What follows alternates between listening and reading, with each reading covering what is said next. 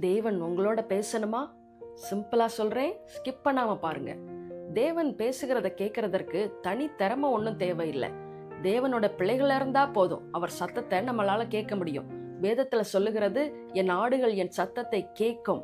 My sheep here my voice. தேவன் அமர்ந்த மெல்லிய சத்தத்திலே பேசுகிறார். எப்படி? பகல்ல எல்லா நாய்ஸும் அடங்கினதுக்கு அப்புறம் நைட்டு வால் கிளாக்ல இருந்து முள்ளு நகர சத்தத்தை கேட்டிருக்கீங்களா? அப்படி. அப்ப அவரோட வாய்ஸை கேட்கணும்னா அவரோட ஃப்ரீக்வன்சியோட நம்ம டியூன் பண்ணிக்கணும்.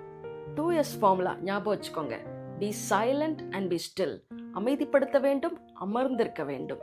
உங்கள் கவனத்தை சிதறடிக்கிற காரியங்கள், அதாவது mobile phone, TV, social media எல்லாவற்றையும் அமைதிப்படுத்த வேண்டும், சைலண்ட் பண்ணணும். அடுத்து பி ஸ்டில்.